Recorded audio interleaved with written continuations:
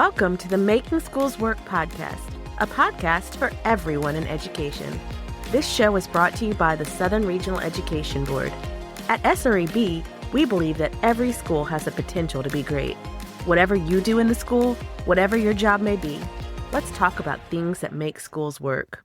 Welcome back to the SREB Making Schools Work podcast. I am Daniel Rock, and I'm joined today by Aaron Anderson-Williams for our series on featured presenters. Welcome, Aaron. How are you today? Doing great. Listen, every single time we come together, I always say how excited I am for today's podcast. But Daniel, I'm really excited about today's podcast. Today's going to be interesting. This is our first podcast where we are going to feature the voices of students. This Hume-Fogg Academic High School in Nashville, Tennessee. There's a school that focuses on really enriched academics. However, they also focus on bringing what we call going beyond the walls of the school building. How they really think deeply about ways to give students experiences that aren't just academic, but connect them to real world, career-ready. And so we invited them to be a featured presenter at our conference. And today we're going to talk with the assistant principal, Dr. Lisa Bonelli, about the school. And she's brought 3 students with her. And they're going to give us some ideas about how do you take learning past the classroom and connect students in a purposeful way so that they have real purpose and ownership of what they're learning. You ready to bring them in, Aaron? I'm so ready. Let's go. All right. Welcome, Lisa, Melanie, Allison, and Niamh. How are you all today? Doing great. How are you? We are wonderful. I'd like you all to just tell us a little bit about yourself, to introduce us with your full name and what grade you're in, and tell us about what you want to be doing 5 years from now. So we'll start with Melanie. Okay. Hi, I'm Melanie Srisankam. I'm a junior at Hume-Fogg. I'm involved with a lot of cultural clubs. I'm in student government. I'm on media team. I'm in Mu Alpha Theta and a bunch of volunteering like nonprofit clubs. And what I want to be doing 5 years from now is probably pursuing or majoring in neuroscience and psychology with a minor in media studies. Okay, excellent. All right. My name is Allison Sandoval Martinez. I'm a junior here at Hume-Fogg.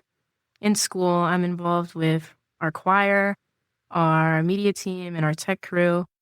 And in 5 years from now, I want to get a PhD in literature and maybe a minor in photography. Okay.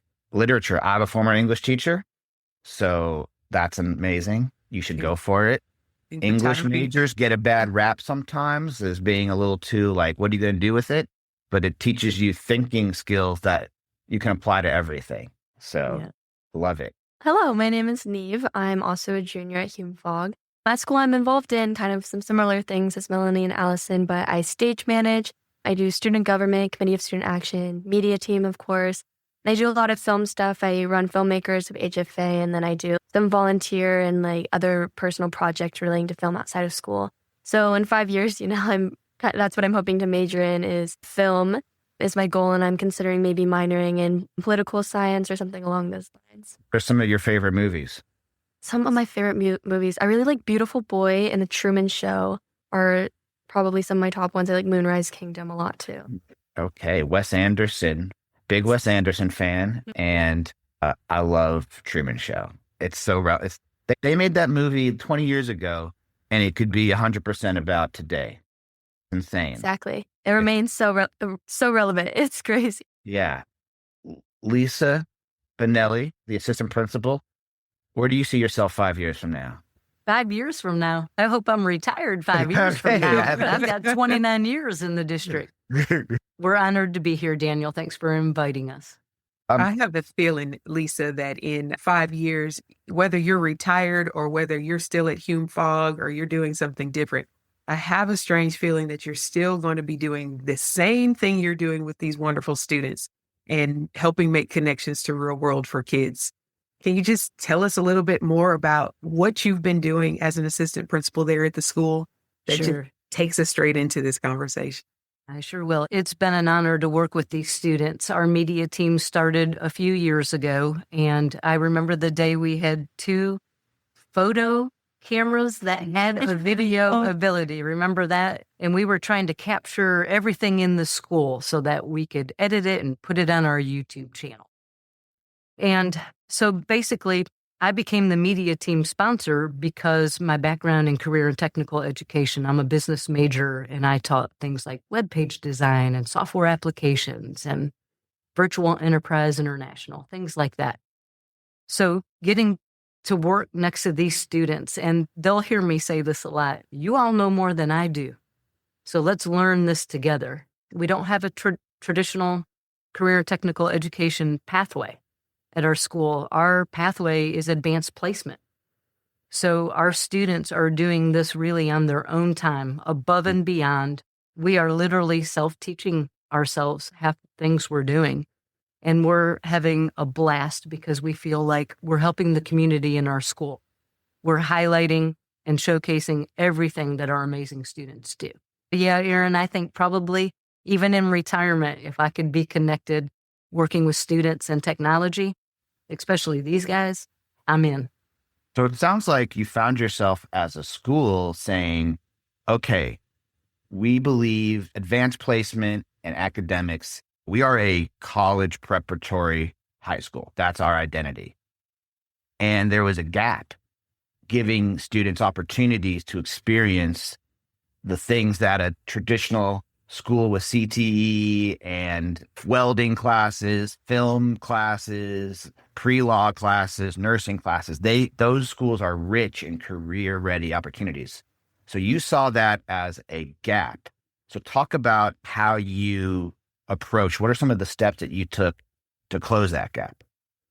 So to help provide career readiness and that cross-curricular experience for students, the very first step that we did was, and this might sound funny, but the basketball coach, the journalism teacher, the digital art teacher, and me as the media team sponsor all went to a summer training on live streaming. So the 4 of us go, we don't know what we're doing. We're learning it as we go, and we're having a blast. Week long, one of the requirements was that each one of us had to, at some point, perform in every role: camera work, producer, TriCaster, replay, and announcer. So there were 5 roles, but with 3 cameras. So we did all 8 positions.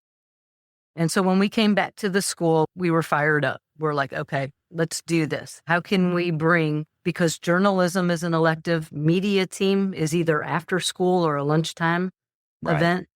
Digital art is a class, but we don't have a pathway, so it's an elective in our school. And then our basketball coach is a technology guru and, of course, a great sports fan. So he fit naturally with the live streaming. So we were like, okay, let's bring media team together and let's teach them what we learned, from putting the equipment together to rolling it down to the gym to practicing on a volleyball game, because eventually we want to take this and do all sports because we can even travel as long as we have internet. We've done that rotation with our students. We're still learning. There are, so far at every basketball game, we've hit a different issue and we just remain calm. We troubleshoot, we get it worked out, and we're using our journalism students to help with the play-by-play announcing. We've got mixed media team and technical crew or spotlights that are helping the game day experience for our fans. Our goal is to emulate ESPN. We're not quite there, but we're getting there. Are all 3 of these students on this team? Yes. So tell us about what this experience has done for you. What are some of the things you've learned? What do you like about it? To describe a little bit about what this experience has been from the student perspective. Yeah, for sure. I think when I first came to Hume-Fogg, I know I was definitely really interested in like media stuff, but I didn't really know where I could go with that or what classes I could take because there weren't really anything, any paths like that, like Dr. Bonelli was talking about. So I think when I saw media team, I was like, wow, this is a really great opportunity for me to get involved in those types of things. And I think the live streaming is something that was introduced more this year. And I think that's really offered us a great opportunity to really expand our horizons and understand more of what's available when it comes to media. Because like we were saying previously, when I first got here, when all three of us first got here, we had two little Canon Rebels and we were just like taking photos. We didn't really have any equipment. We were just, filming assemblies on our little cameras. And now, we've gotten a lot of opportunities to really expand our equipment and expand, what we can cover as far as like the live streams and stuff. And I've gotten an opportunity to kind of see it from a lot of different perspectives because I'm in journalism, tech and media team. So in journalism, I got an opportunity to announce it and do a play-by-play. And I know very little about basketball or sports, but I think that was still a really good opportunity for me to kind of see behind the scenes and see all the different positions that it gave me like a better understanding. And I've also been able to be behind the camera, the TriCaster, and just to see all of it, I think has been really great for me.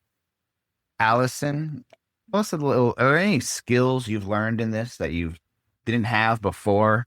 I feel like definitely working with like sports specifically because I have never been interested in like sports or basketball or anything like that.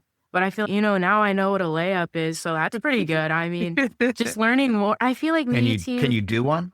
Oh, I wish.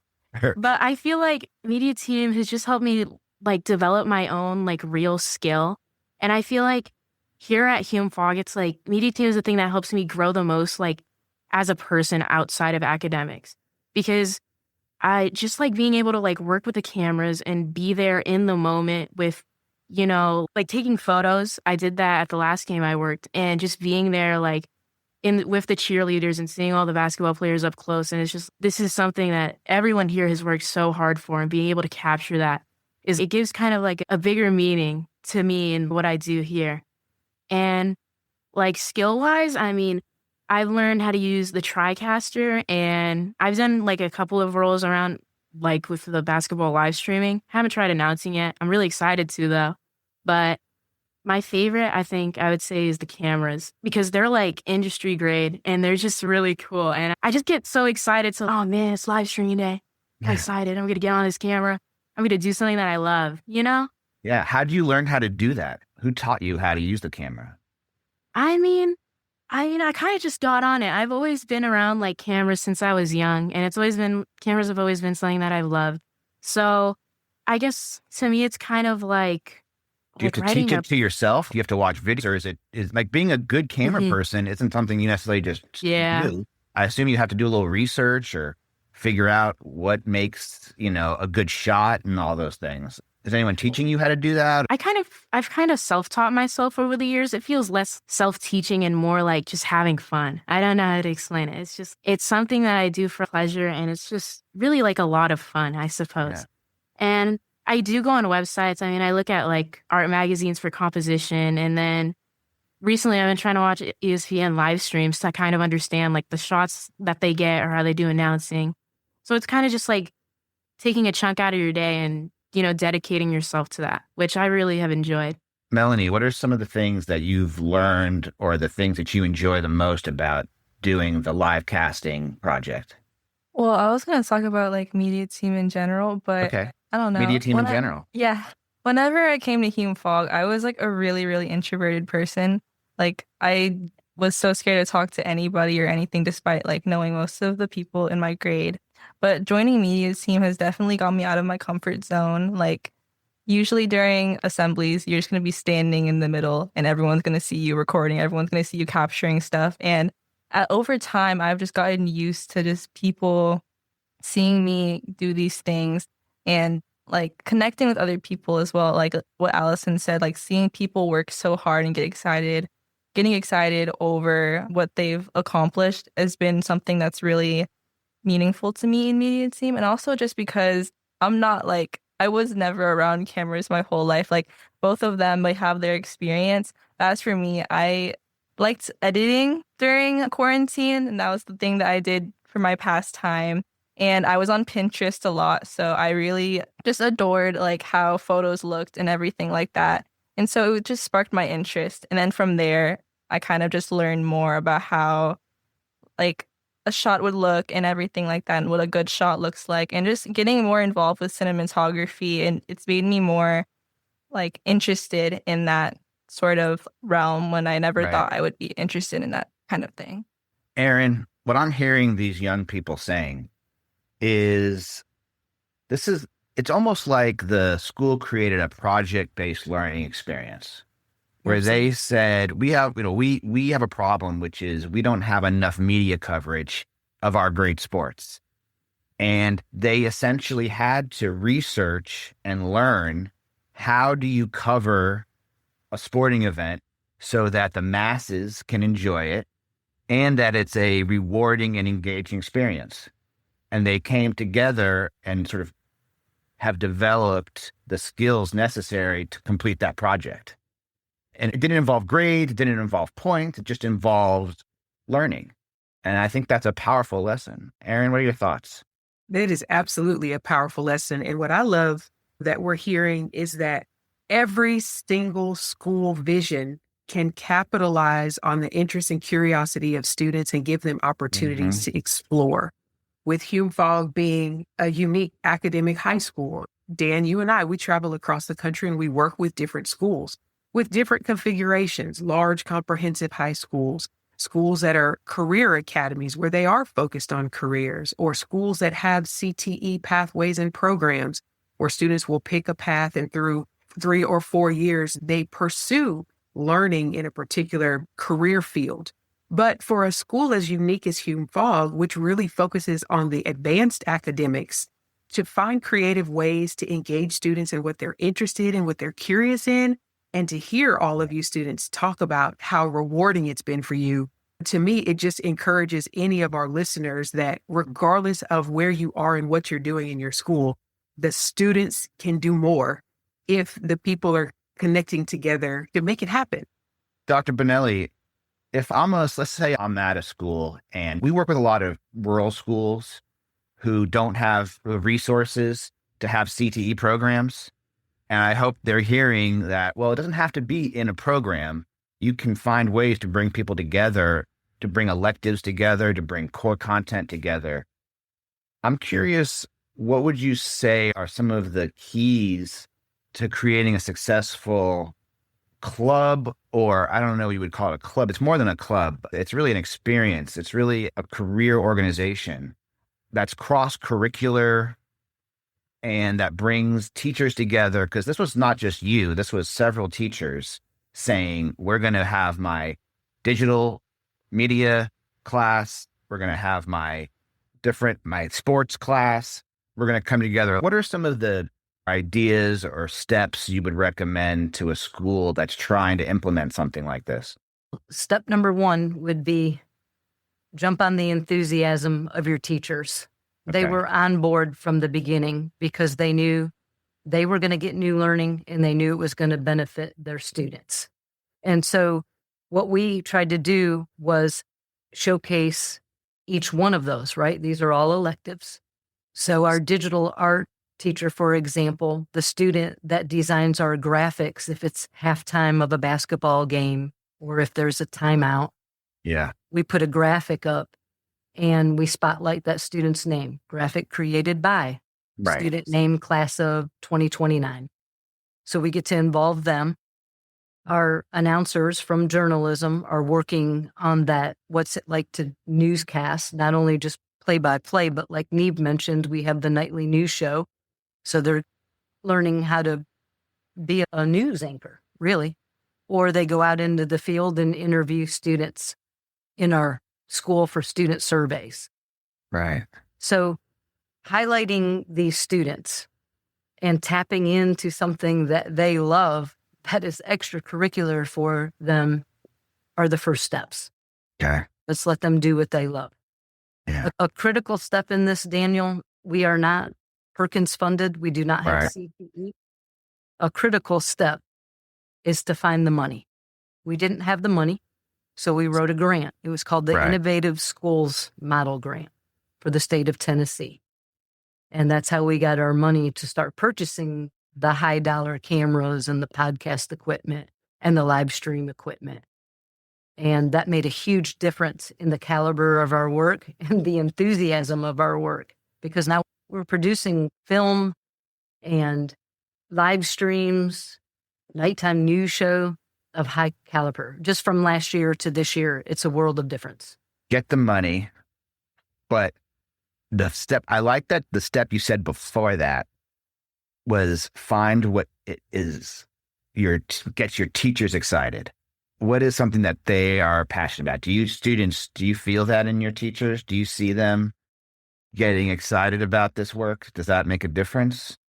For sure. I mean, me personally, I know I see all of my different teachers getting involved in different ways. Like, I'll have Miss Murray come up to me and be like, "Oh, Niamh, like, you have this new equipment. Like, here's what I'm thinking. What if we like started a podcast with that?" And so that's something that we're thinking of right now. And Mr. Desch, who's our digital arts teacher, will be like, "Oh, how can we incorporate the digital arts and how can we incorporate those graphics?" And just having all the teachers come together and share their own passions in a way that we can collaborate and make a project together is something that I think we see a lot and is really exciting. Collaboration is interesting.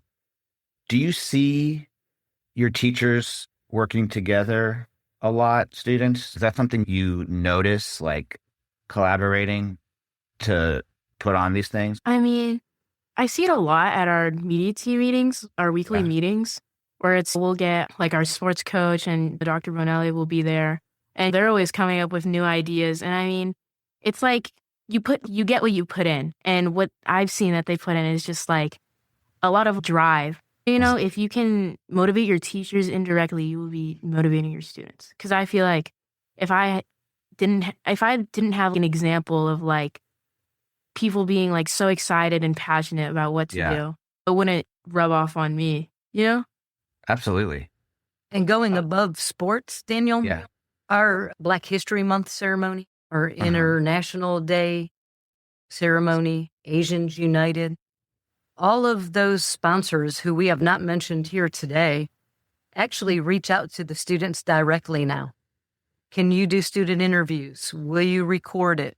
And they're like a part of, again, bringing that community together, because they're involved in every activity happening in our school, whether it's the auditorium or the gym.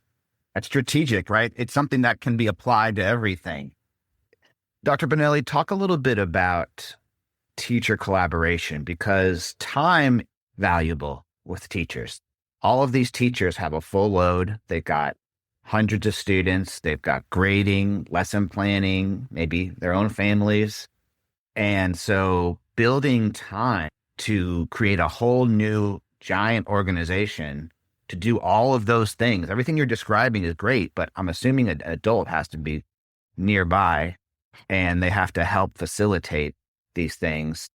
Describe sort of how this team works together and how you've facilitated teacher collaboration, because that's not necessarily always the easiest thing to do at a school. I feel like it's very organic at Hume-Fogg, that collaboration. Our student clubs, you heard the students mention, we have a lot of clubs, and they basically run those. And they're student directed. Yes, we have a teacher or a faculty member, it could be any staff member really, that leads it, and they're over it. And they provide the direction needed and help reel students in if we get too big. Our assembly is 40 minutes long, let's say, so they have to tie that in. But we've created a structure, especially with the media team kids and the tech crew students, where they know, here is our rehearsal times, here's what we need done. In fact, one of our tech crew people created a form for teachers to fill out. What is it that you need from us to help make this better for you? So we're using lunchtime rehearsal. They do rehearse after school, and that will be based on, like you said, family time or teachers, if they are available. Right. But we have one common lunch period in our school, and that is very beneficial to us to get things done during the workday, the school day. Yeah. So that collaboration is organic because we have the systems in place for them to just reach out and get the help they need. We're all in it together. Do you find, students, that anything you learn from this organization and this experience impacts your class learning, are you able to apply anything from this to your regular classes? Honestly, like just recording it, like our assemblies and the sports like games, seeing the work they put into these things, and it's like kind of seeing a side of them that I've never seen before. So it kind of helps like interacting with our peers. So honestly, like I'll just like see my friend in my class, or actually somebody in my class I've never really spoken to ever, but I'll be like, hey, congrats on winning the basketball game or something like that. I think it really brings students together in ways that I never thought like would happen. I would think like also, do you ever have like projects in class where you're like, oh, I can help edit this thing that we're learning? 100%. Can you give an example of that? Yeah. I know last year in English, we had a project where we had to make like a video project. It was just like more of a silly video that was more unserious about a book that we were reading. Is that right? Antigone. Oh, So we had to kind of do an adaptation of that. And so I think that our media team experience really allowed us to pull that in. I know I edited it for my group, and we came up with a bunch of different scenes and shots and like where we could film them and how we could edit it to make it more dramatic. We went from a detective like plot and put that twist on it. As I listen to what each of you are saying, it sounds like to connect real world experiences for students and to take the risk of learning something new and bringing it back and then turning you guys loose has impacted the culture of the school in a way that I'm guessing maybe you really didn't expect. Dr. Bonelli, talk to us a little bit about the other things that you've seen as a result of this project that I have a feeling that started in your heart, especially being a former business and marketing teacher, now assistant principal at this phenomenal high school that's focused on advanced academics. Like, what are some residual effects of taking this risk in your school? On the job training, number one, we're self-teaching, and just to learn and provide tips to each other has been great to live through that with them. But I'm going to tell you, Erin, one of the biggest things for me personally this year was I also wanted community partners involved, right? How do I get our community partners involved? Yes, we're building community inside our walls. How do we get it outside? And so there are a few things that morphed out of this. The first would be our Country Music Hall of Fame documentary series.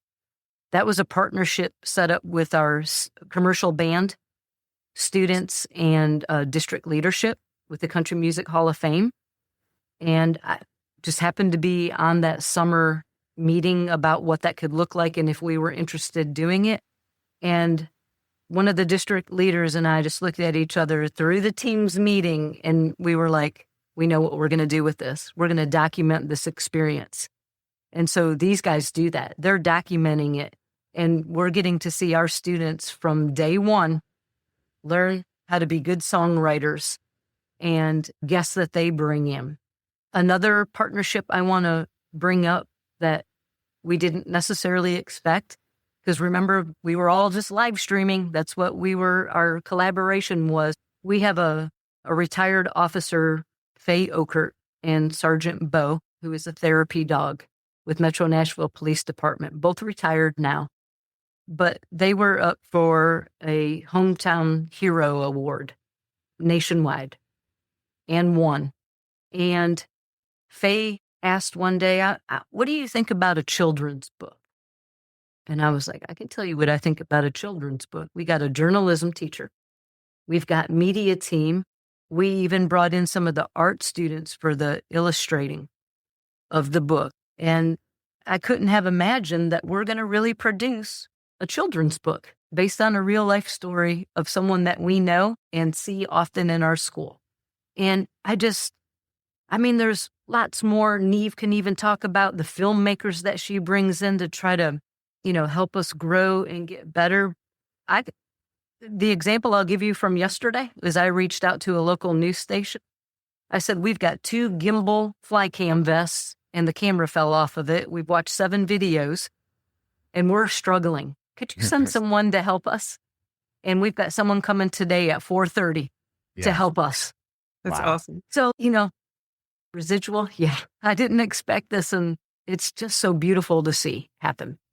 That's so good because once the momentum, and I think one of the students said it earlier, use the word drive, right? Being able to see Allison, I think it was you talking about seeing your teachers drive, like their excitement and their ideas and their innovation.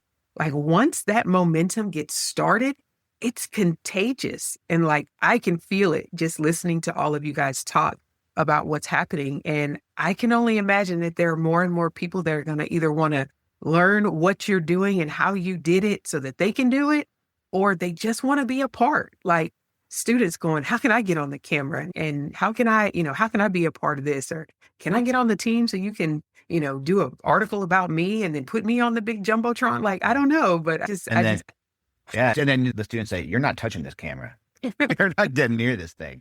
That's why we have to call in the guy to fix it because of people. So let me ask you, students, thinking about the storybook, what are your roles in that? What are you going to be doing in the storybook project? I think right now it's largely become a journalism thing that we're working on, and I think it's going to expand a little bit more towards media team. But right now our role with journalism is we've been editing the book and we've been working on the layout and how we think things could change. There's a lot of onomatopoeia in the book, and we're thinking like, how can we play with that and how can we change it up? How can we use it strategically so that it's more effective in the story? It's difficult to think about how we can target this towards children. And it's interesting having a bunch of teenagers edit this children's book and figure out like, how do we make this most impactful for our target audience? So I think that's kind of what we've been working on and trying to work through that. Your English teacher's going to be excited. And you're also talking about point of view and our audience, right? We think about transferable skills. And so what I hear you saying is we have to think about our audience and who is our audience? How do we use language for our audience that's appropriate, that's going to make them interested? And then what about the Music Hall of Fame? Where does that fit into all of this? What is it that you're doing exactly with them? So basically, like Country Music Hall of Fame, like this, like part of them, and then commercial band, they're kind of just collaborating on like doing this songwriting course. And kind of what we're doing is capturing how the students are like writing new songs, like how to write a song, how to like incorporate different instruments in it and everything like that. I think they're on their recording process right now. Yeah. And just trying to actually make it, like put it on Spotify and everything. Creating a documentary, yeah, right? Is what and Dr. Bonelli said that day, creating a documentary. And with that, you got to know about storytelling, right? These are characters. So again, back to, you might not notice, I'm a former English teacher. So I'm hearing, as you're talking, I'm hearing those transferable skills that you're applying from English in the top. You're probably not thinking about it, or vice versa, right? That those are real world application of things that you learn in English, telling the story, understanding who the characters are. There's going to be dialogue in the documentary, how to pull out characters and show who the different students are. These are the questions that documentarians have to be asking themselves, that as you guys get into this, I can see you'll really be thinking about. And so you talked about bringing in, I hear that it sounds like, Niamh, you have connections with filmmakers in the film industry. And you've been facilitating, bringing in guest speakers. Tell us a little bit about what that's been. What you've been a little doing bit. there. Essentially, in early August, me and a couple of my other friends, I reached out to some of them and I was like, hey, there's the 48-hour film project in Nashville. And I was like, what do you think? Are you interested in doing this with me? So we had a small crew of 4 students from our school, and we created a short film we wrote, shot it and edited it in 48 hours, and then screened it. And I think that was the moment when we were like, okay, this has been a really incredible opportunity for us. How can we bring this to the school? So this year we started Filmmakers of HFA at our school, which is a club. So I'm co-president with 2 other students. And we've really been trying to make an effort to bring in speakers and bring in filmmakers, a lot of them who we met while at the 48-hour film project and while we were at the screening for that. And because we really wanted to have that opportunity for students to get involved and to hear from local filmmakers, because I know, like we were talking about earlier, we're a very academic high school, so sometimes you don't get that experience. So I know Joshua Rudd was a filmmaker that we met at 48 Hour Film Festival. When we brought him in, we reached out to him. We were like, hey, would you be interested in coming to speak with us? And so he talked to us just a little bit about his journey as a filmmaker. And he's also a teacher and how he balanced those two roles and everything. So I think we just reach out how we can, trying to make those connections and bring them to students. So you're bringing them in for your Filmmakers of HFA club and talking to them, right? Yes, we usually open it up to everyone in the school. We have lunch and learns at our school during lunch. So it's hosted by our club, but it's open to all students. We've also had a producer come and talk to us, and we've had a lot of opportunities for students. And then Dr. Bonelli, you talked about the Hall of Fame, Songbirds Hall of Fame. You talked about the publishers and for the children's book and that. So again, let's say I'm a school and I know that engaging community members and professionals helps connect students to career thinking, and it can really build purpose and relevancy. Talk a little bit about your approach. Is there anything that you do or that you would recommend that helps bring that into a school to make it successful? We're using a lot of our nearby downtown Nashville neighbors for this. It helps that you're in a vibrant Exactly. town. Yes. So, like, for example, to get the students, like Niamh bringing in people usually draws more interest from the students, but I also reach out on their behalf. In February, we'll be walking to the Frisk Museum for a filmmakers Q&A there. We'll watch a movie, and then I think the producer is there? I can't remember who they said. We'll be there for Q&A. So we're going to take some of her students, the Filmmaker Club students, along with media team, and it's a walking field trip. So it costs us nothing. It helps, yeah. Yes, it's very helpful. But I'll tell you, even going back to the initial idea of live streaming, to those schools that don't, maybe your school isn't seated in the heart of a vibrant city where you have access to walk to the museum or you get to talk to filmmakers. But what an awesome time to be alive that we have technology where you can make connections and live stream experiences to students. Just setting up opportunities for the connection and then using the technology that you guys have demonstrated so well, right? Video, audio recording, books. The ideas are endless, really. So I'm just excited how in listening to all of the things that you've done with the resources that you have at your fingertips, it's also a way that if you don't have those resources, tapping into the technology still allows you to access it. Allison, can you tell us about any of these guest outside speakers that have come in that have really been interesting to you? Who's sort of been the most interesting or fascinating organization, person, group that you've had a chance to connect with that doesn't work at your school?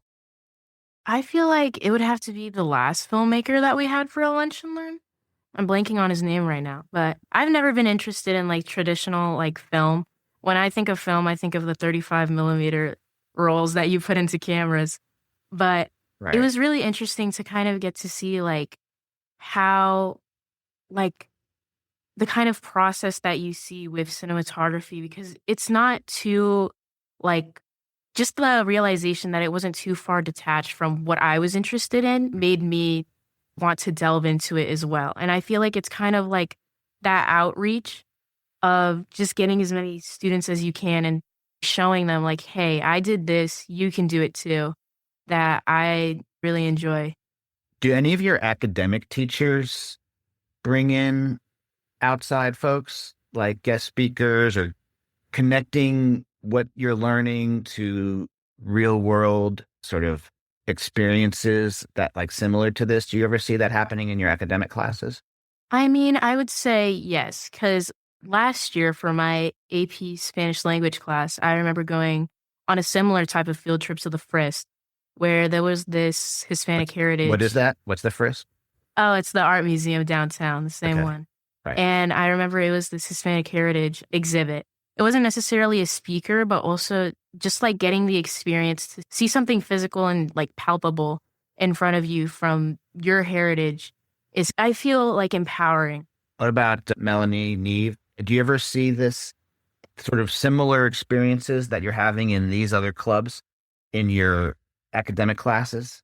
Not necessarily in my academic classes, no, but I know a lot of the cultural clubs also just bring in guest speakers like for our assemblies. So definitely just learning from them, because as like an Asian American living in Tennessee, I don't really see that many Asian people. So learning from another person that is Asian, that's like older and is an adult, and just like learning how they've kind of gone through life and everything has definitely motivated me to become like a better person and just like with my culture and everything. Can you give an example of some speakers that have come to speak to your club?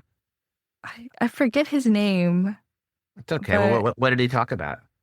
He was just talking about his experience as an immigrant and like a refugee and everything, and how he was like kind of brought up in the United States and kind of, I don't know, because I'm a second generation immigrant. My dad was a refugee and he came first. And From so where? just from Laos, and just learning how that whole experience even happened. Like I can ask my dad about it, definitely. Just like hearing other people talk about it, it gives me more insight in how like other people have to like, or what experiences other people have to have, and just learning about different aspects of culture, because there's so much like behind just like the idea of culture, of idea of Asian culture. There's so many things, so many aspects to learn about. And building Go off ahead. of that, for our Latino club, every year we have like kind of similar to Asians United, we have speakers come in. So I think this last year it was a guitar maker who came in, and he was speaking about like musical heritage, because usually our assemblies are based around music and dance. And it was kind of just like how much meaning everything holds when you get into kind of the roots of who you are and where you come from. And the year before that, I'm remembering now, we had a flamenco dancer, and just kind of having that like exposure to your own culture that you don't really see in day-to-day life is Yeah. like refreshing. You know, it's like a breath of fresh air. I could even see a teacher, theoretically, a social studies teacher, right? We're talking about immigration in America or the history of different cultures in America, bringing in asking the club to help connect and bringing in people. That's something that a lot of schools do to try to make the curriculum relevant to kids, right? To show how what we're learning isn't just a grade for the standard, but it's also something that is part of your world. It's part of being a person outside of the school. I think it's great that I love that it's in the clubs, and it'd be interesting as maybe something that you all could even think about talking to academic teachers about how they could build it into their classes. I'm going to get angry emails from your teachers, but it's just something to consider. I know we've definitely had some like political speakers for lunch and learns and people Right. who are involved in those types of things. And I've seen our government teacher will encourage people to go and attend those, because he's also our sponsor for our Students Demand Action Club. So I'm in there a lot, and he'll be like, okay, here's this lunch and learn that's happening. I really encourage you guys to go and attend that. So I think it's definitely encouraged by teachers, but Yeah. more facilitated by the students. And it's kind of left as a space for students to engage the rest of the student body in topics that they're interested in. So they have that outside enrichment, and something that students can get engaged in outside of class. Probably makes it even more powerful because For it's sure. something that the kids are interested in, and that the fact that Niamh, that you've initiated this entire film project at your school is just phenomenal. And, that all of you have connected your personal passions and interests and made it part of the school, but that also the school is facilitated in that happening and has been open to that. Absolutely. So we're about out of time. So I kind of want to finish just by asking, what are some of the keys to successfully the type of learning experiences that you're having? We heard about it takes some money, and it takes a team of teachers who are excited about it. If there was a school asked you, our kids are apathetic, they're not interested, they're not motivated. We want to build some things that are going to make them interested and excited the way that you three are talking. What are some suggestions you might give to both students at a school, but also leaders at a school? It's a big question. I know. It's a tough one. If I had the answer, I'd be paying Kate a lot more money. I feel like on the student part, I think it's like you have to want learning more than you want anything else. You have to want the continual improvement and the hard work that goes into these things. And you have to learn you have to learn to love not the finalized result, but rather the moments where you are working and you are at a plateau and you decide to continue going. And you just really, I feel like for students, you have to be open to everything. You have to be willing to learn and just see every opportunity as kind of an opportunity for growth and movement instead of stagnating with kind of becoming complacent with where you are, I suppose. So you're saying the students have to want to learn and be interested and have an open mind. Are there things that the school can do to push you to get there? Are there things that you would recommend to your teachers or to school leaders that help build that in the school community? I feel like it's not like an end all be all. I feel like there are definitely ways that educators can encourage their students. And I guess I would say is one, you have to cater to them and you have to figure out what they are interested in and what they love. And most importantly, I feel like you have to make it kind of seem, I don't know, like how to say, like you kind of have to get in their shoes and think, how can I make it seem like this is something that they want instead of trying to pose it as something like, hey, you should do this. Okay. I suppose. Yeah, Absolutely. and building Go ahead. off of Allison, I just think like a major thing is like letting them be seen. I feel like for me, I haven't like in the curriculum at least, freshman year was the first time I kind of just saw like an Asian American kind of like being like read about or like reading about American like Asian history and everything like that. And that kind of like getting that glimpse in class just made me be like, oh, I want to do other things. I want to join Asians United and I want to like dance and inhale, like experience like my culture and everything. And so just getting that recognition in the curriculum, just like showing that you should, or like our English project, just doing the video and allowing us to kind of like experience that. And like maybe people would be like, oh, I want to join media team now. Because I know that a lot of my friends were like, oh, this recording thing is actually like really fun. And I actually really want to join media team. They actually asked me a lot of questions about that. So just having that experience in class and like, getting recognition of like different aspects and topics definitely gets students more involved. Yeah, I think that for sure, like what Melanie was saying, I think it's really easy for schools and for educators to kind of diminish the importance of supplying these resources just because they're looking around and they don't see students already actively engaged in it. But I think that's the kind of mindset that's preventing progress from being made and preventing these activities from being available to students. Because as much as it is important for students to be engaged, it also falls on the teachers to say, hey, students may not be aware that this is a possibility. Like when I came to Hume-Fogg, I wasn't really aware of all of the media things that I could get involved in and everything in film. I wasn't really aware that was a pathway that I wanted to follow.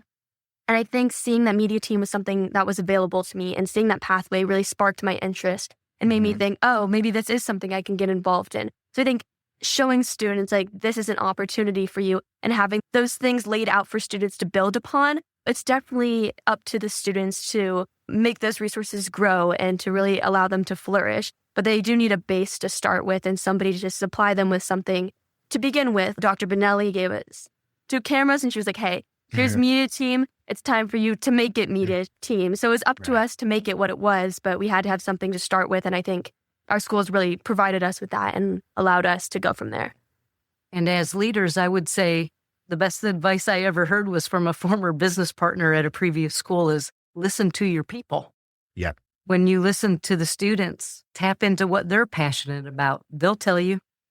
And any school can make that happen. Find the student's passion and then make it come alive. Well, that was beautiful. Everything you all said was really powerful. Aaron? Yes and yes. All the things. Yeah. It's amazing what kids will learn when they're interested and they're curious. Yeah. And awareness is key. So I think that's so powerful what you said, Melanie, about when you felt like you were seen in the curriculum and what you were learning. And similarly, Niamh, like when you felt your passion was part of the school culture and what you were interested in. And Allison, when you saw that the school cared enough to bring the students to the art museum and to learn about that, it made you excited about learning and about coming to school. And that's just a powerful lesson for, I think, all educators to listen to and hear. Thank you so much to Melanie, Allison, Niamh, Lisa Bonelli, and Aaron Anderson Williams for joining me, for Ashley Shaw for producing this episode. And we look forward to seeing Lisa, you in Nashville as a featured presenter, and people can learn all about how you made this happen. Thank you guys. Have a wonderful day, and got to go back to class now. Thank you so Thank much. you. Nice meeting you. All right. Nice meeting you too. Thank you for listening to this episode brought to you by the Southern Regional Education Board. SREB is a nonprofit dedicated to improving education from pre-K all the way to PhD and into the workforce. Visit sreb.org for resources on instructional practices, teacher data, career pathways, and more. And don't forget to like, subscribe, and follow us on social media.